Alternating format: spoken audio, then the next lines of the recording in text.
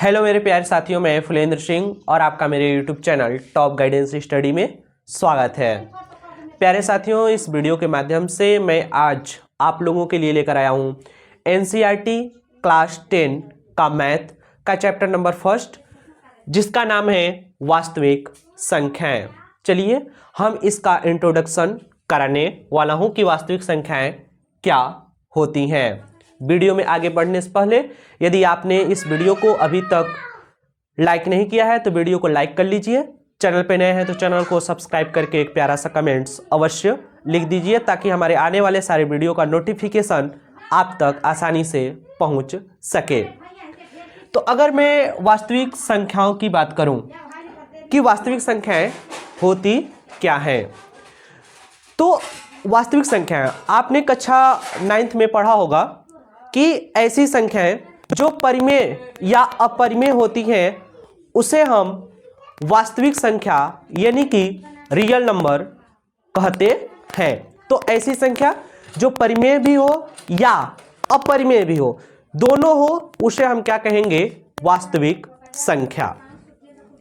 तो परिमेय भी हो सकती है ये संख्याएं, ओके, परिमेय संख्याएं, और अपरिमेय भी हो सकती है, ओके, अपरिमेय। अब बात करते हैं कि परिमेय क्या होती है और अपरिमेय क्या होती है। परिमेय संख्याएं ऐसी संख्याएं जिन्हें हम p/q के रूप में लिख सकते हैं, उन्हें हम परिमेय संख्या कहते हैं, है ना। ऐसी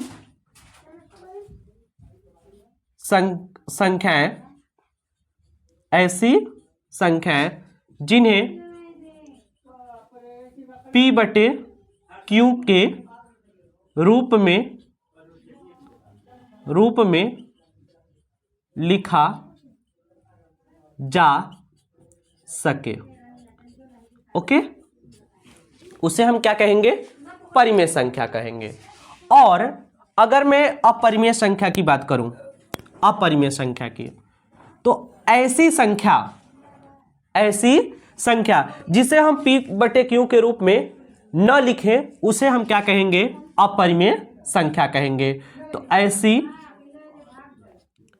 संख्या जिन्हें p/q के रूप में नहीं लिखा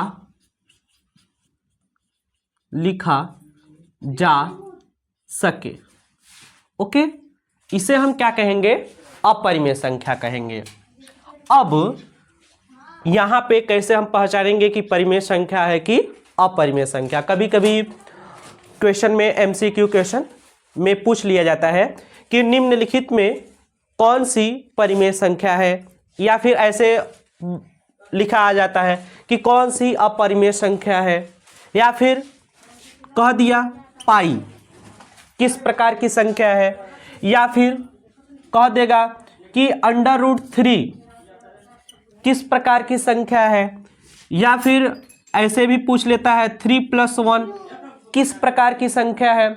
तो यहाँ पे आप लोग एक एक पॉइंट अगर अच्छे से देखते जाते हैं तो आपका MCQ के साथ साथ बेसिक भी तैयार होता चला जाएगा।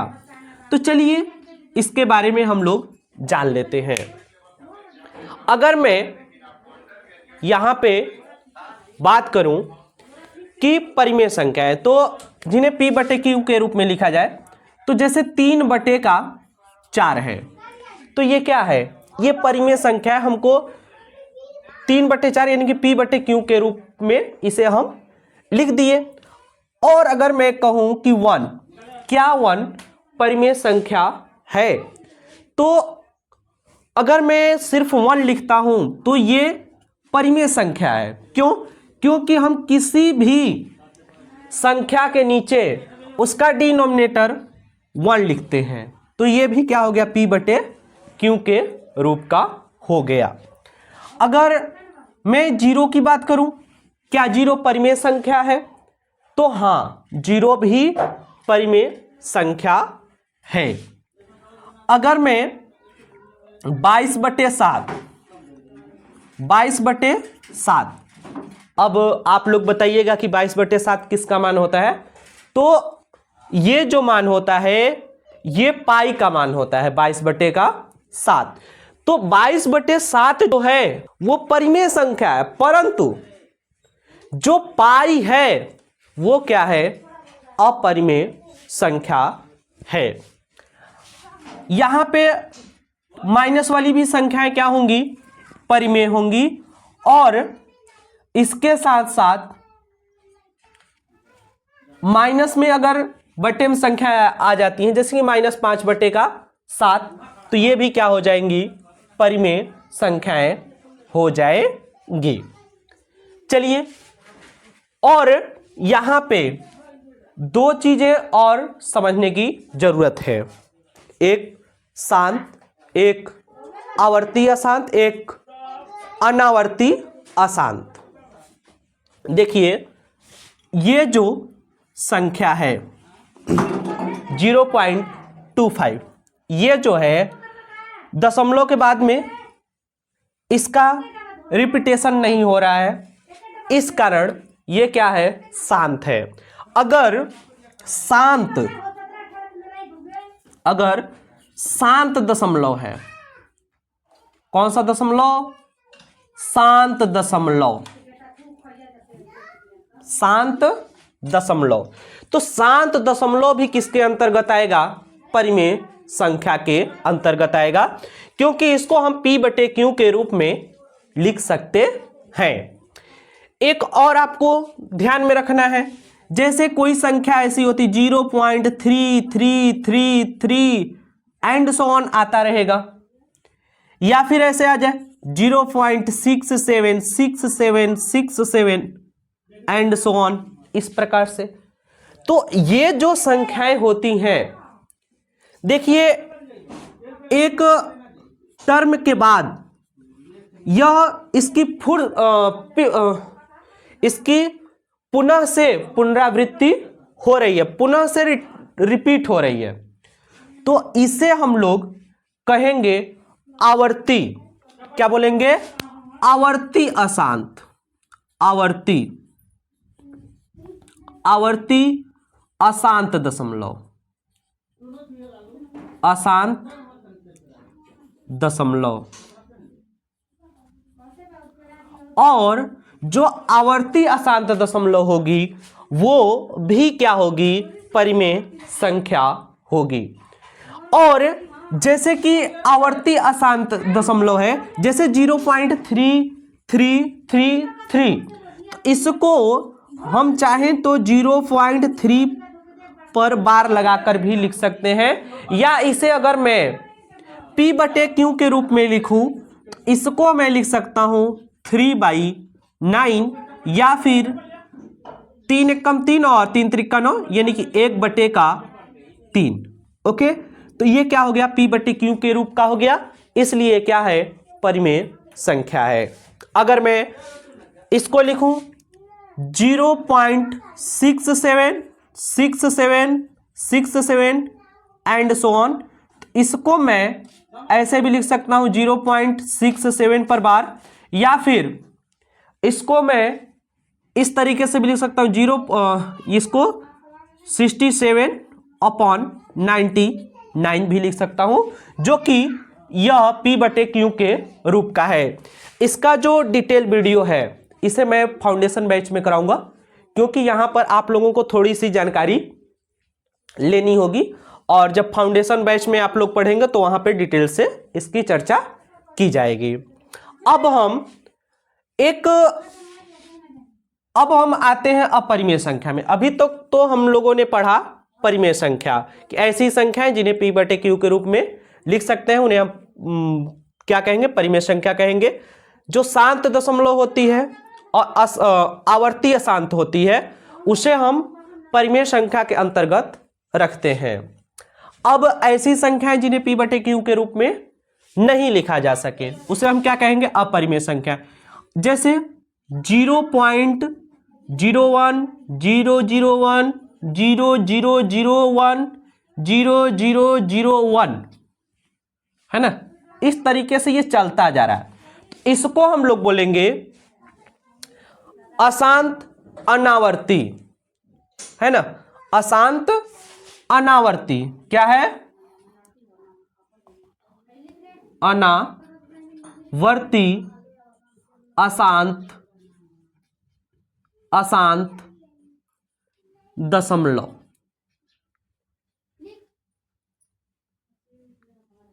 अनावर्ती अशांत दशमलव। अनावर्ती अशांत दशमलव जो है वो अपरिमेय संख्या के अंतर्गत आती हैं। अब आगे मैं बात करूं कि √2 √3 √5 √7 ये सब क्या है? परिमेय है कि अपरिमेय है? तो ऐसी संख्याएं जिनका हम पूर्ण वर्ग नहीं बना सकते उसे हम लोग क्या कहेंगे? अपरिमेय संख्या कहेंगे। क्या हम √2 का पूर्ण वर्ग प्राप्त कर सकते हैं? तो नहीं। तो ये क्या होंगी? अपरिमेय होंगी। अपरिमेय संख्या। ओके। और बात करें पाई की। किसकी? पाई की। अगर मैं पाई की बात करता हूं तो ये भी क्या होगी? अपरिमेय संख्या होगी। चलिए अब यहां पे थोड़ा सा एमसीक्यू टाइप का जो क्वेश्चन बनता है उसको हम लोग देख लेते हैं।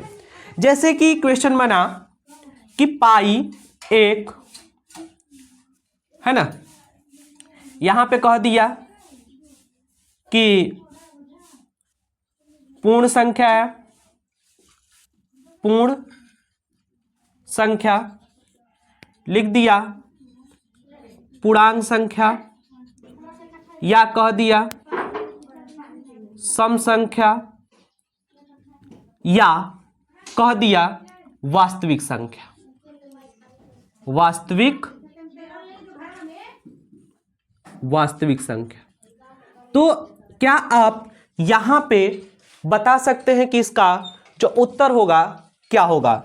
क्योंकि यहां पे बहुत से बच्चे जो हैं पाई को हमेशा रटके जाते हैं कि अपरिमेय संख्या है, परंतु जो वहां पे पेपर सेट करने वाला होता है वह इसको घुमा देता है, क्योंकि अपरिमेय संख्या जो होती हैं वो किसके अंतर्गत आती हैं? वास्तविक संख्याओं के अंतर्गत आती हैं। तो यहां पे क्या आंसर हो जाएगा? तो इसका उत्तर जो हो जाएगा वास्तविक संख्या। ठीक है। अब अगर मैं इतना तो अपरिमेय संख्या का उदाहरण हो गया। अब हम अपरिमेय में या परिमेय में अपरिमेय को जोड़ते हैं, या परिमेय में से अपरिमेय को घटाते हैं, या परिमेय में अपरिमेय से गुणा करते हैं, या फिर परिमेय में अपरिमेय से भाग देते हैं, तो हमेशा अपरिमेय संख्या ही प्राप्त होती है। उदाहरण के लिए यहां पे मैं एक उदाहरण मैं आपको बता दूं। जैसे कि यहां पे 3 क्या है? परिमेय है। क्या है? परिमेय है। जब हम इसमें कोई भी अपरिमेय संख्या जोड़ते हैं, घटाते हैं, गुणा करते हैं, भाग करते हैं, तो हमेशा क्या प्राप्त होता है? अपरिमेय संख्या प्राप्त होती है। क्या प्राप्त होती है? अपरिमेय संख्या प्राप्त होती है। जैसे यहां पे अगर मैं बोलूं कि 4 + पाई किस प्रकार की संख्या है? 4 + पाई, तो ये भी क्या हो जाएगी? अपरिमेय। ओके। और कभी कभी परिमेय और नहीं, अपरिमेय और अपरिमेय मिलकर परिमेय संख्या बना लेती हैं। जैसे 3 + √2 और माइनस का √2, तो यहां पे इससे ये क्या हो जाएगा, कट जाएगा, और यहां पे बचेगा 3, तो ये क्या हो जाएगा, परिमेय संख्या। ओके, चलिए बस इतना ही। और इसके अंतर्गत चलिए हम लोग देखते हैं, है ना, कुछ और उदाहरण और भी परिभाषाएं। अब जो परिमेय संख्या होती है वह भी 3 प्रकार की होती हैं। चलिए अब परिमेय संख्याओं के प्रकार को हम लोग देखते हैं। जो परिमेय संख्या होती है वो कितने प्रकार की होती है, 3 प्रकार की। कौन कौन सी? पहली जो संख्या होगी वह होगी प्राकृतिक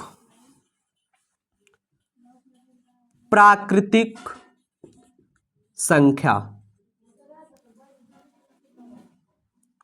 ओके, कौन सी संख्या? प्राकृतिक संख्या। प्राकृतिक संख्या को हम लोग किस प्रकार से डिफाइन करेंगे, इसको चलिए जान लेते हैं। तो ऐसी संख्याएं जो वस्तुओं को गिनने में मदद करती हैं उन्हें हम क्या कहेंगे, प्राकृतिक संख्या कहते हैं। या फिर कहें गिनती की संख्याओं को क्या कहेंगे, प्राकृतिक संख्या कहेंगे। अगर मैं गिनती की संख्या की बात किया तो गिनती की संख्या कहां से प्रारंभ होती है? तो आप लोग गिनती पढ़े होंगे, है ना, कक्षा LKG UKG फर्स्ट सेकंड में। तो गिनती कहां से स्टार्ट होती थी? 1 2 3 4 5, यहां से ना।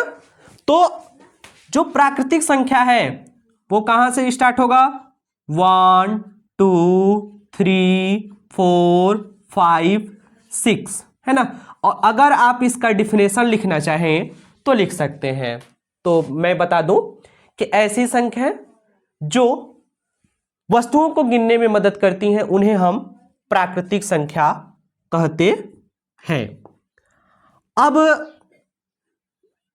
इसमें पूछ लिया जाता है कि सबसे छोटी प्राकृतिक संख्या कौन सी है? तो सबसे छोटी प्राकृतिक संख्या 1 होती है। क्या होती है? 1 होती है। चलिए नेक्स्ट, दूसरा नंबर जो होगा वो होगा पूर्ण संख्या। कौन सी संख्या? पूर्ण संख्या। तो पूर्ण संख्या, अगर यहां पे मैं आप लोगों को लेकर चलूं 1 2 3 4 5 6, तो क्या इसमें 0 दिखाई दिया? 0 इसमें नहीं है। अगर मैं इसमें 0 को सम्मिलित कर लूं, किसको? 0 को। तो 0 को जब सम्मिलित कर लूंगा तो क्या हो जाएगा? पूर्ण संख्या, यानी कि पूरी संख्या हो जाएगी। पूरी को हम क्या बोलेंगे? पूर्ण। तो शून्य सहित इसका जो डिफिनेशन होगा वह यह होगा कि शून्य सहित सभी प्राकृतिक संख्याएं क्या कहलाएंगी? पूर्ण संख्या कहलाती हैं। तो 0 1 2 3 4 5 6 7 8 9 10 एंड सो ऑन इनफाइनाइट तक कौन सी संख्या होंगी? पूर्ण संख्या होंगी। अगर बात करते हैं कि सबसे छोटी जो पूर्ण संख्या होती है वह क्या होती है, तो सबसे छोटी जो पूर्ण संख्या होती है वह 0 होती है। और 0 एक ऐसी संख्या है जिसको हम उदासीन संख्या के नाम से भी जानते हैं। किसके नाम से? उदासीन संख्या। उदासीन संख्या क्या होती हैं? चलिए इसको हम लोग थोड़ा सा देख लेते हैं कि उदासीन संख्या कौन सी है? 0 है।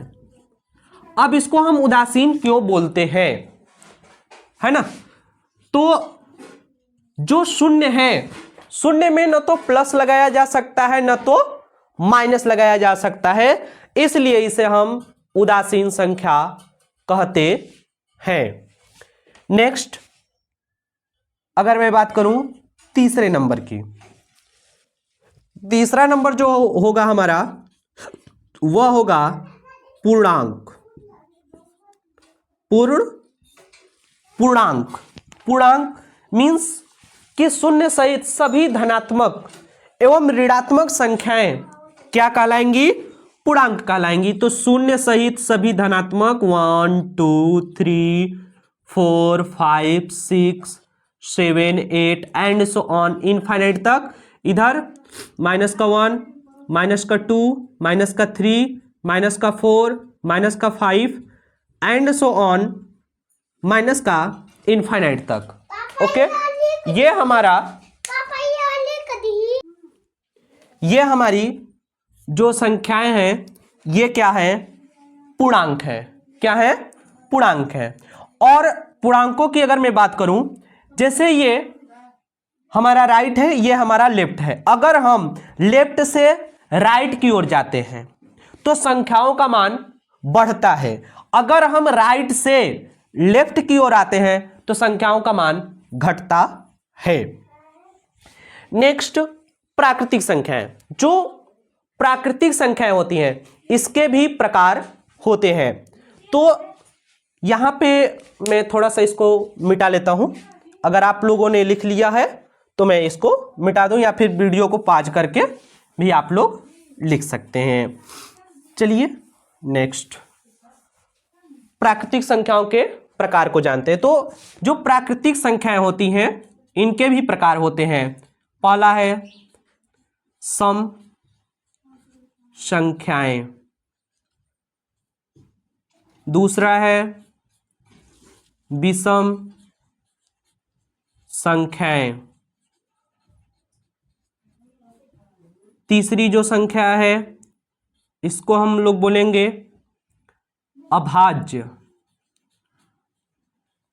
अभाज्य संख्याएं,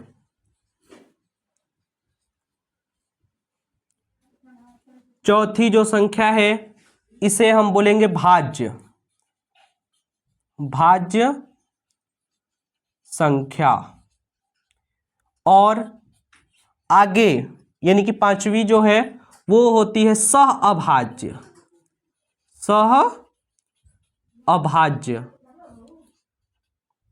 संख्याएं।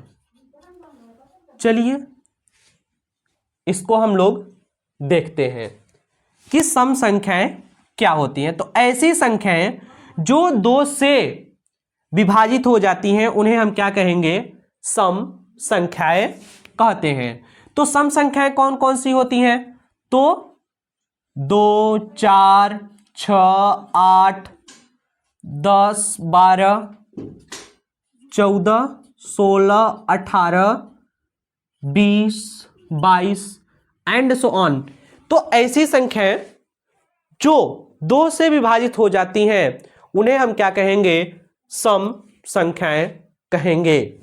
और जो संख्याएं 2 से विभाजित नहीं होती हैं, ऐसी संख्याएं जो 2 से विभाजित नहीं होती हैं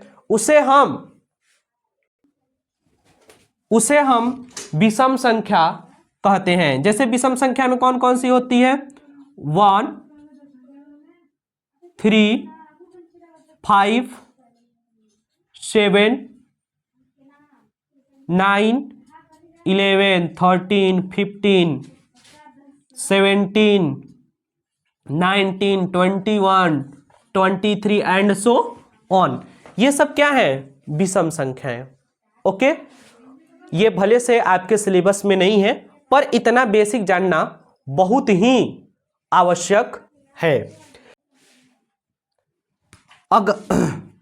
यहां पे आगे है अभाज्य संख्याएं। अभाज्य संख्याओं को पढ़ना ही पड़ेगा आप लोगों को, क्योंकि प्रश्नावली 1.1 में आपका पहला ही सवाल है कि अभाज्य गुणनखंड कीजिए।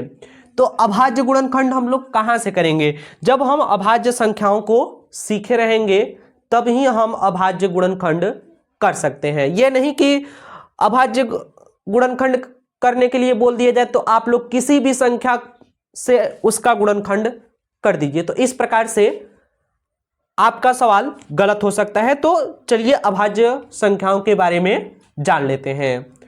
तो आप लोग नोट करिए कि ऐसी संख्याएं जो स्वयं से विभाजित हो उसे हम क्या कहेंगे, अभाज्य संख्या कहते हैं। जो अभाज्य संख्या होती है वह 2, 3, 5, 7, 11, 13, 17, 19, 23 एंड सो ऑन, ये क्या है, अभाज्य संख्या है। 2, 3, 5, 7, 11, 13, 17, 19, 23। अगर आप इसके प्रॉपर्टी के बारे में जानना चाहते हैं तो जो फाउंडेशन वाली वीडियो आएगी उसमें आपको इसका डिटेल्स से उसमें चर्चा किया जा रहा है। यहां पर जितना आपको इंपॉर्टेंट है उतना ही बताया जाएगा, ठीक है। अगर आपको बेसिक और एडवांस नॉलेज चाहिए तो उसके लिए हमारे फाउंडेशन में जो वीडियो आएगा उसमें फाउंडेशन करके आएगा और एक प्लेलिस्ट भी आएगी फाउंडेशन मैथ के नाम से, तो उसमें इसको डिटेल्स से समझाया जाएगा। चलिए, भाज्य संख्या, ऐसी संख्या जो स्वयं से या फिर अन्य संख्याओं से भी विभाजित हो जाए उन्हें हम क्या कहेंगे, भाज्य संख्या कहेंगे। जैसे यहां पे 4, 6, 8, 9, 10, 12, 14, 15, ये सब क्या है, दूसरी संख्या। जैसे कि 4 है, जो 4 है, जो 4 है वो 2 से भी विभाजित हो जाएगा, 1 से विभाजित हो जाएगा और 4 स्वयं से विभाजित होगा। तो ऐसी संख्या को क्या कहेंगे, भाज्य संख्या कहेंगे। नेक्स्ट है हमारा सह अभाज्य संख्याएं। सह अभाज्य संख्याएं, अब यहां पे सह अभाज्य संख्याएं क्या होती हैं, तो ऐसी संख्याएं जिनका HCF 1 हो, क्या हो, 1 हो, उसे हम लोग क्या कहेंगे, सह अभाज्य संख्याएं कहेंगे। जैसे जिसका HCF क्या हो, 1 हो, क्या हो, 1 हो, तो ऐसी संख्याओं को हम क्या कहेंगे, सह अभाज्य संख्या कहेंगे। जैसे 2 और 3, 2 और 3, तो ये तो कंजिक्यूटिव नंबर है। कंजिक्यूटिव नंबर में 1 ही हमारा HCF होता है। अगर कंजिक्यूटिव नंबर ना ले, जैसे कि 4 और 9, ये भी क्या है, सह अभाज्य संख्या है, क्योंकि यह एक दूसरे यहां पे जब हम इसका HCF निकालेंगे तो इसका HCF 1 ही आएगा।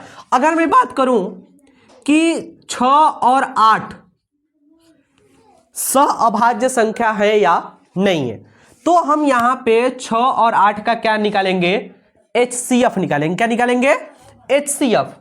तो 6 को हम लिख सकते हैं 2 गुणे का 3 और 8 को लिख सकते हैं 2 गुणा 2 गुणा 2। ओके, तो यहां पे दोनों में क्या उभयनिष्ठ मिल रहा है, 2 उभयनिष्ठ मिल रहा है ना, इसलिए ये सह अभाज्य संख्या नहीं है, ठीक है। तो आज इस वीडियो के माध्यम से मैंने बताया वास्तविक संख्याओं के बारे में। नेक्स्ट चर्चा करूंगा किस प्रकार से HCF, LCM और गुणनखंड करते हैं। फिर उसके बाद वाला जो वीडियो रहेगा वह प्रश्नावली 1.1 को सॉल्यूशन वीडियो रहने वाला है।